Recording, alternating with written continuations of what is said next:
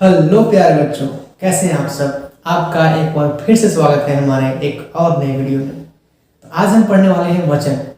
तो बहुत ही सिंपल सा टॉपिक है, लेकिन बहुत इंपॉर्टेंट टॉपिक है। संस्कृत को समझने के लिए एक बेसिक टॉपिक है। तो आज हम चर्चा करेंगे वचन। तो सबसे पहले हम जान लेते हैं वचन किसे कहते हैं, क्योंकि बहुत इंपॉर्टेंट है परिभाषा। वचन का मतलब होता है संख्या, यानी कि इंग्लिश में कहें तो नंबर। तो जिससे भी संख्याओं का बोध हो या संख्याओं का पता चले उसे वचन कहते हैं। तो परिभाषा इस प्रकार से लिखेंगे, जिससे संख्या का बोध होता है उसे वचन कहते हैं।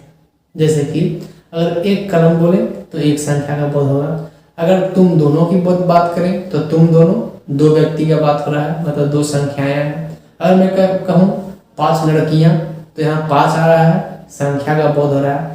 तो ये सारे जो है वचन का एग्जाम्पल है। अब जानते हैं वचन कितने प्रकार के होते हैं।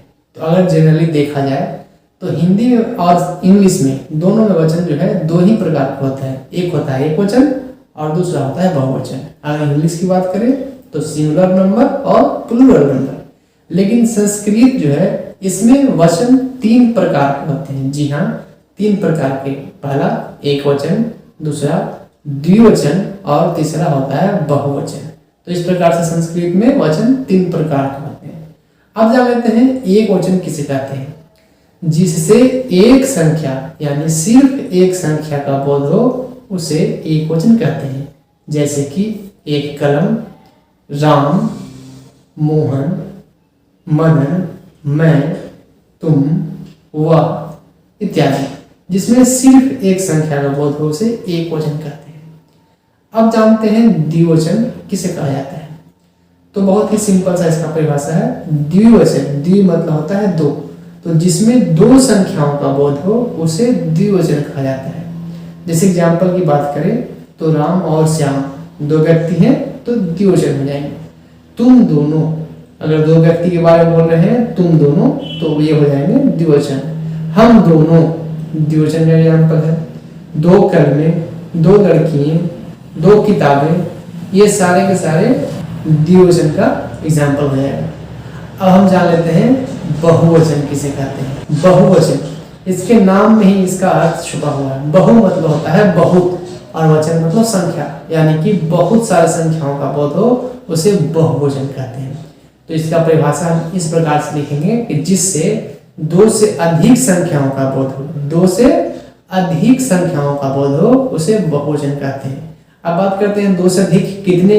तो 2 से अधिक 3 भी होता है तो ये भी बहुवचन है। 2 से अधिक 30 भी होता है तो ये भी बहुवचन है। यानी कि 2 से 1 भी ज्यादा हो गया, 3 भी हो गया तो बहुवचन में आ जाएगा। तो जिससे 2 से अधिक संख्याओं का बोध हो उसे बहुवचन कहते हैं। एग्जाम्पल क्या हो जाएगा। एग्जाम्पल हो जाएगा तुम लोग, हम लोग, वे लोग, कलमें, किताबें, पुस्तकें। मतलब जिसमें 2 से अधिक संख्याओं का बोध हो सारे के सारे रहते हैं बहुवचन। तो कितना आसान सा टॉपिक था हमारा वचन। आइए एक बार फिर से हम इसको दोहरा लेते हैं। वचन किसे कहेंगे। जिससे संख्या का बोध हो उसे वचन कहते हैं। वचन कितने प्रकार के होते हैं वो भी संस्कृत में। तो वचन 3 प्रकार के होते हैं संस्कृत में। एक वचन, द्विवचन और बहुवचन। एक वचन किसे कहते हैं जिसमें सिर्फ एक संख्या का बोध हो, एक वचन कहलाता है। द्विवचन किसे कहते हैं जिसमें 2 संख्याओं का बोध हो, द्विवचन कहलाता है। और बहुवचन किसे कहते हैं तो जिसमें 2 से अधिक संख्याओं का बोध हो या बहुत सारे संख्याओं का बोध हो उसे बहुवचन कहते हैं। तो इतना आसान सा टॉपिक हम आज समझे और इसका इस्तेमाल हम धातु रूप और अनुवाद बनाने में करेंगे। तो चलिए आज का वीडियो बस इतना ही था। कैसा लगा आपको यह वीडियो आप मुझे कमेंट बॉक्स में जरूर लिखिएगा। अगर वीडियो पसंद आया हो तो लाइक जरूर दीजिएगा। और हाँ, अगर चैनल पर नए हैं तो चैनल को कर लीजिए सब्सक्राइब और बेल आइकन ऑल पर सेट कर लीजिएगा, क्योंकि ऐसा ही संस्कृत का वीडियो में लाता रहता हूँ। तो फिर मिलते हैं एक नए वीडियो में एक नए टॉपिक के साथ। तब तक के लिए देखते रहिए, सीखते रहिए। बाय बाय, जय हिंद।